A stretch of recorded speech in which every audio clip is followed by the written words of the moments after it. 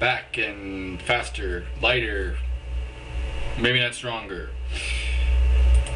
It's me, Mike, and I'm gonna do the review of the Regenesis pay-per-view. I know it's a bit late. The issue with that is that freewebs is basically bending me over a desk and anally raping me because they won't update my stuff when I tell them to update. It takes about 3 days. So if you're looking to put up a website in the near future, don't use freewebs. Anyways, onwards to the pay-per-view. Okay, we opened up with the 8-man tag match. Team Miller, which consists of Cass McCoy, AJ, AC Earl, Rampage 2, and Michael Leone, defeating Team Lucero of Montoya, Tiger Shot, and Cyrus Creed. The ending here came on a Dynasty Cutter by Leone on Montoya. He got the pin. It broke down. There was brawls everywhere. Both general managers getting rather involved. But in the end, Team Miller and Damian Miller get the win. They're going to have a little bit of an advantage in coming into Warzone. The payment for each of his members are coming up. Anyways, moving on, we had a very good match for the Pure Championship. Jake Hansen taking on Jinzo. This ended dirty. Miz, Jake Hansen's teammate in the Saving Patrol, nailing Jinzo with the Pure title belt. And then, of course, the old school finish by Jake for the pin. Now, Jake doesn't know that Miz cheated for him, so we're going to see how that pans out. Next up was the #1 contender for the Vertical Limit Championship ladder match, Phantom versus Terminal Shock. Very, very back and forth because both these men know each other. Both of these men very, very skilled. Of course, they had the double count out just this week, just the last episode of Warzone, and they met again at the Regenesis. Pretty solid match all around. I mean, this was a 4 1/4 star match. I forgot to do the ratings for the first two, and I'll do that right now. 2 3/4 for the Pure Championship match, and a 3-star for the 8-man tag match. This was a 4 1/4 star match. Phantom coming out on top by scaling the ladder, retrieving the #1 contendership, so he'll have next crack at the Vertical Limit Champion, which of course was decided later on in the night. We had the Women's Championship, Mariska versus Faith. Mariska retains following the split-legged moonsault that she calls the Twin Fang for the pin count. Faith actually managing to overpower Mariska, which is a new thing for her, but she proved very, very fast, and she basically ran circles around Faith, which is something you don't see. So Mariska is seeming almost unstoppable in the female division right now. She did not come out with that figure that normally comes out, that has been seen in the shadows lately. So we'll see. We still don't know the relationship between those two, of course.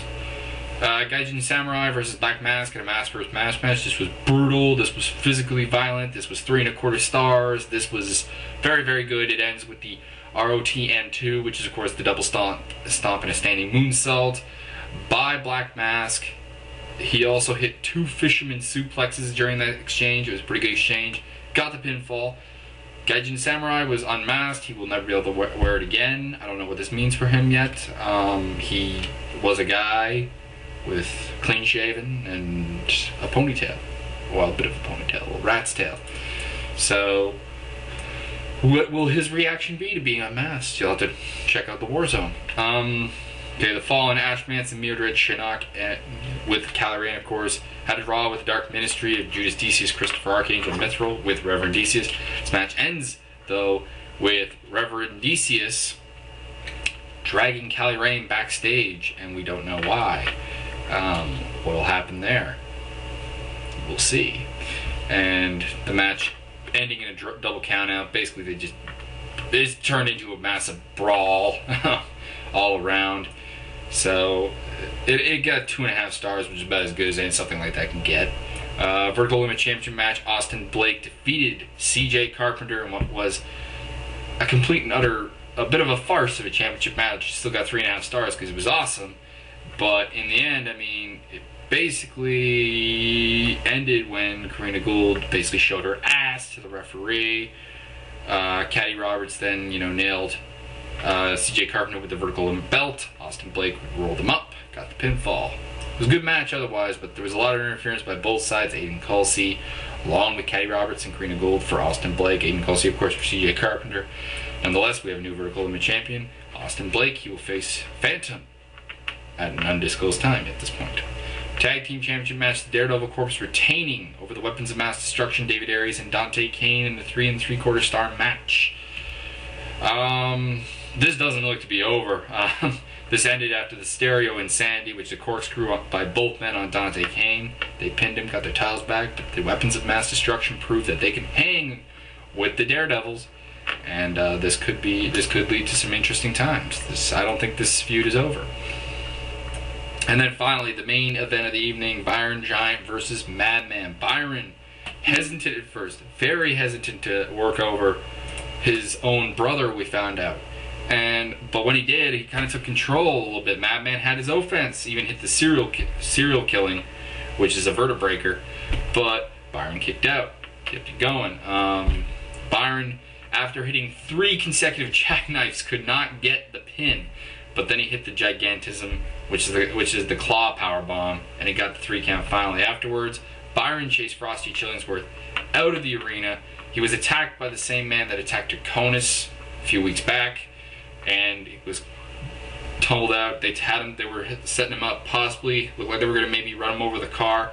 Comatose, though, makes the save with a corkscrew senton, taking out both the mystery attacker and Frosty Chillingsworth in the parking lot after coming off of an on-cropping, and basically, yeah, it was pretty freaking awesome. This was just, I think, the best pay-per-view AWOC's had to date. The main event, by the way, drawing 4.5 stars.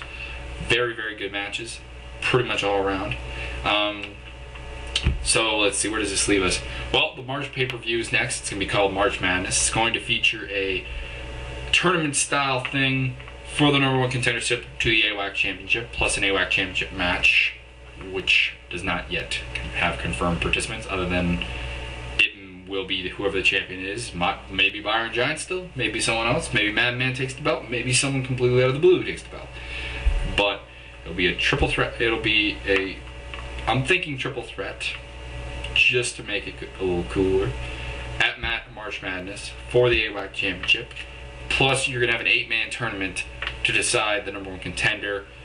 Like I said, we don't know who's going to be in that tournament, but I think you can count on a couple of familiar names, as the Jinzos, the Ash Mansons, Judas Deciuses, people like that being in that tournament. Maybe some people from way out in left field, like, I don't know, like Xavier or something. But, yeah, aside from that, Warzone tomorrow. Don't know if it'll be on the website tomorrow. May not be on the website till the weekend, for all I know. Also, Evan's show, and also Miz's show is up from Friday. Evan's show, the TCW show, not up yet. It's on the website. Again, it has not updated. There's also a couple of pictures of 2 characters in the sim. So far, there will be more. I've updated more, actually, but the website moves at its own pace. So hopefully I'll be able to do a little slideshow on YouTube, maybe, when I get a good number of pictures. Anyways, peace out.